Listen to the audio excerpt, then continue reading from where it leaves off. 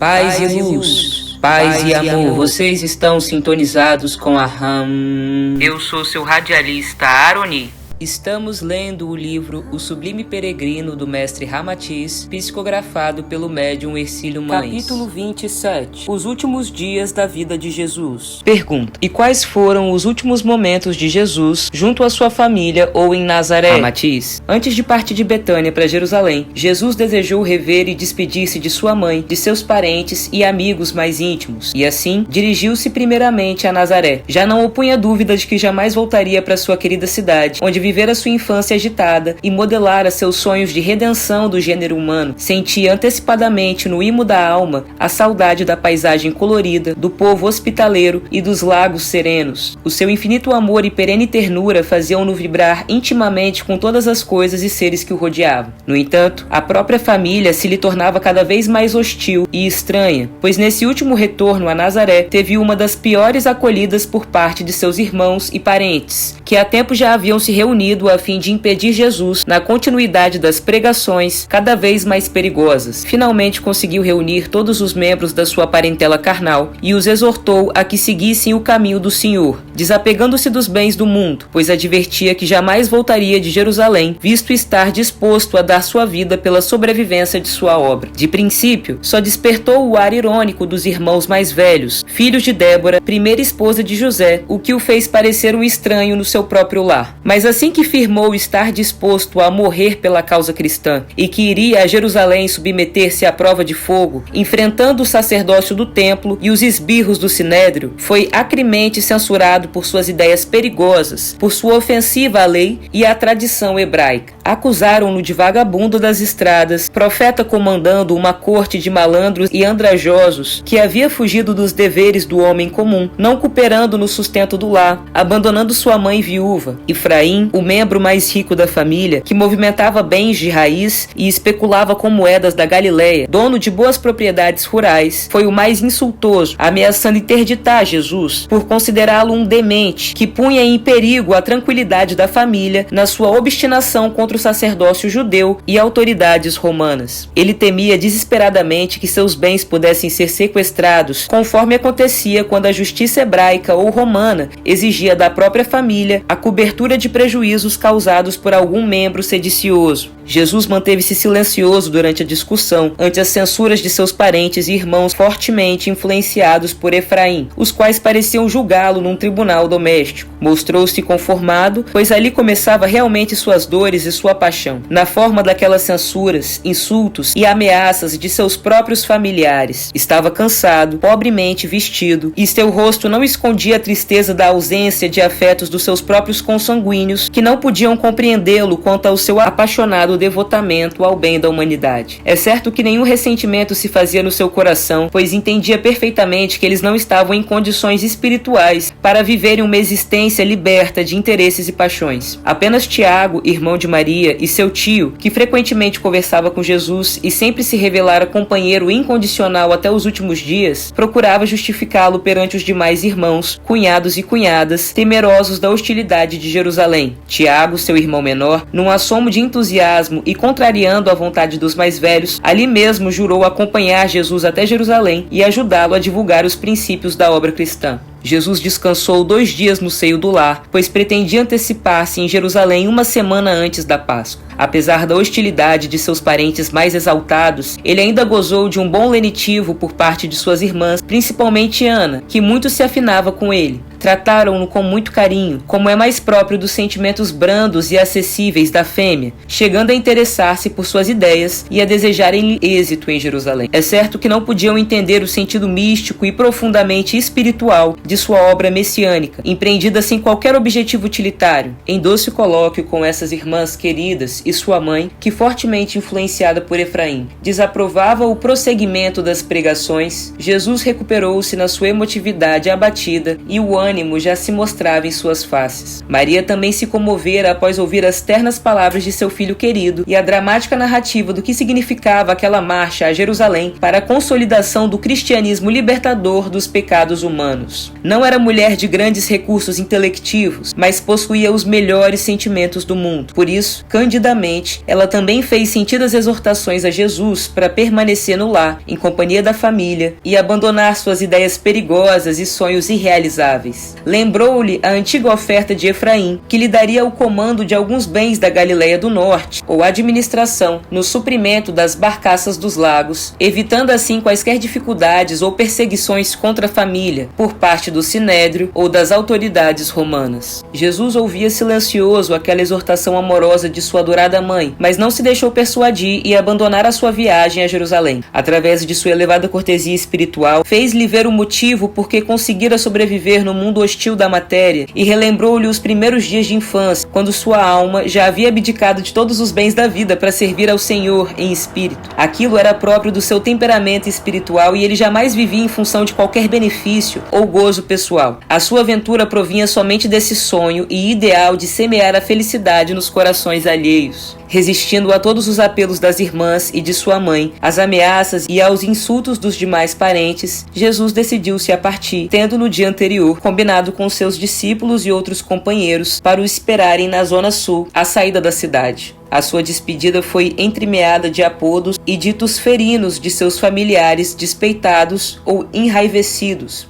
enquanto Efraim tinha os olhos com gestos de ira e desespero. Alguns chamaram-no de fujão, e os discípulos imprudentes que vinham se achegando tiveram de retornar, ameaçados de represália. Zombaram de seu título de filho de Deus e expulsaram suas ideias de modo leviano e tolo. Tudo fizeram para irritá-lo, numa desforra de última hora, ao vê-lo obstinado nos seus propósitos das pregações em Jerusalém. Jesus manteve-se irredutível e, rogando ao Pai que perdoasse os seus parentes, abraçou-se às irmãs e beijou ternamente Maria, arrancando-lhe lágrimas sentidas. Mesmo taxado de louco e de tolo, o mestre ainda voltou-se minutos depois e acenou amorosamente para todos, enquanto soube os protestos dos mais velhos. Tiago, o irmão menor, caminhava a seu lado de fisionomia aberta, num afetuoso sorriso. Jesus tentou fazê-lo voltar, mas isso foi impossível. O seu jovem irmão por nada deixaria de conhecer Jerusalém. O grupo familiar ficou silencioso e, ao longe, apenas Maria e as irmãs pareciam acenar afetuosamente. Efraim apressou-se a seguir para Jerusalém e, no mesmo dia em que lá chegou, tentou por todos os modos interditar Jesus como louco e impedi-lo de continuar sua pregação evangélica. Mas o seu recurso desesperado, atribuindo insanidade ao Rabi de Nazaré, não encontrou guarida no juízo público, uma vez que seu irmão não havia cometido qualquer delito ou ato que justificasse tal petição. Esse é o motivo principal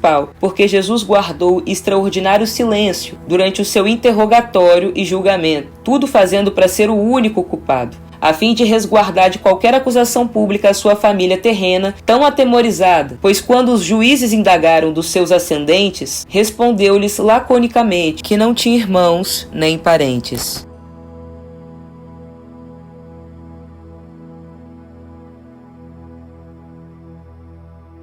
Salve, paz e luz, paz e amor. Ler esse capítulo me trouxe dor no meu coração, sabe? Senti muita dificuldade nessa relação do mestre com a sua família, porque a verdade, da forma que eu vejo, é que a maioria de nós se comportaria como a família do mestre Jesus se comportou. Quem que não tem um Efraim na família? E quem que não tem na família um espírito que é sonhador, que é desapegado, entendeu? O tio maluco que não quer saber de trabalhar, que só quer saber de amar a todos, amar a tudo, e que acaba sendo mais desapegado do mundo material. E quem que nunca presenciou uma rixa entre um materialista e um desapegado numa família? Porque um quebrou as expectativas do outro, gerando frustração, e o outro fica carregando o peso do julgamento da família, porque não é da forma que a família gostaria que fosse, entendeu? Então isso é mais comum do que a gente acha. Na verdade, todas as famílias, creio eu, já passaram por uma situação assim. Eu não sei se você já passou por uma situação de tribunal doméstico. Eu já, e não é confortável você saber e sentir que você é o diferente, que você não se encaixa. e que esse desencaixe todo, de alguma forma, gera um peso para a família, porque a família fica preocupada, porque existe uma forma de fazer as coisas que foi pré-estabelecida lá atrás e todo mundo tem que se encaixar nesse modelo e quem não se encaixa sofre mesmo. A verdade que dói no coração é que a maioria de nós teria ficado do lado da família de Jesus, achando que Jesus era um inconsequente, um irresponsável, um maluco.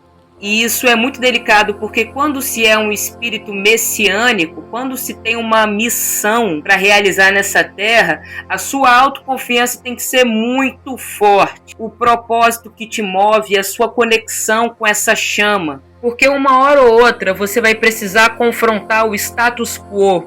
Inclusive o status quo que segura as suas raízes ancestrais, na sua família. Uma hora ou outra você vai ter que ter a força para arrancar as raízes, porque eles dizem, eles acham, eles sentem que você tem que viver de uma forma, e você é movido por uma força, por uma chama que diz que não, você na verdade tem que ir para outro caminho. Quem tá certo, quem tá errado, não existe isso. Existe simplesmente cada um seguindo a voz que ecoa dentro do seu coração. Vocês conseguem compreender isso? Se o Efraim materialista está se sentindo bem, vivendo a vida da forma que ele vive, está ok. Se Jesus decidiu abandonar tudo para seguir a sua intuição de ir para Jerusalém e se entregar, está ok. O equívoco nosso é achar que o outro tem que suprir as nossas expectativas sobre qualquer coisa na vida que é dele. Deixa as pessoas fazerem o que elas querem, mano. Se nego vai cair, aprende a levantar. Se não aprendeu a levantar, uma hora levanta, entendeu? Às vezes tem que ficar no chão derrubado um tempo, deixa ficar derrubado um tempo no chão.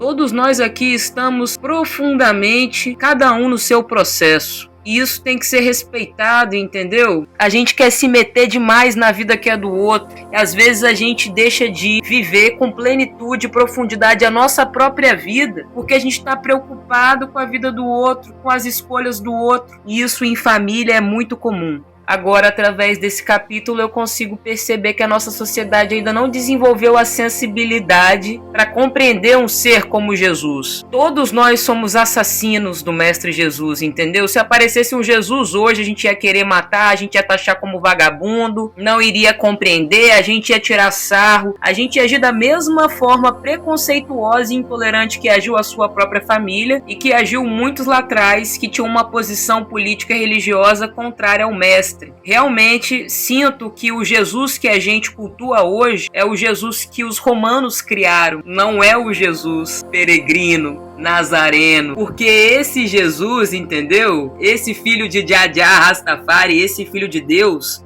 a gente não gosta dele, nossa sociedade não gosta. A sociedade não gosta do arquétipo que o verdadeiro Jesus desperta nas pessoas. A sociedade ama os Efraíns, entendeu? Os Efraíns trabalham, seguem o sistema à risca, vão atrás de conseguir dinheiro, conseguir poder, conseguir terra, paga os tributos, abaixa a cabeça e faz tudinho da forma que eu, o Senhor do Poder, estipulei. Agora, os discípulos do Mestre Jesus, mano, o que esses vagabundos estão andando por aí falando de Deus, ninguém trabalha, ninguém paga tributo, ninguém faz nada disso. Pipoco nesses vagabundos aí, manda crucificar, mano, não estão fazendo nada. Ué, tô errado? É assim ou não é? A gente vive dessa forma e classifica as pessoas a partir do nível de serviço delas para o sistema e do que elas adquirem nesse sistema e do valor que elas possuem para o sistema, ou a gente não vive assim? Quem serve ao sistema é maravilhoso, quem não serve ao sistema, quem serve a outra força, e se essa força é superior e espiritual, então, não, Aroni, mas tem gente que serve a uma força superior espiritual e também serve ao sistema. Dai a Deus o que é de Deus, dai a César o que é de César. Dá para fazer os dois. Olha, mais ou menos. Porque esse sistema, ele é movido, nutrido, tem suas raízes em formas de pensamento muito trevosos. Seres de trevas, seres obscuros estão movimentando a engrenagem desse sistema. Então, que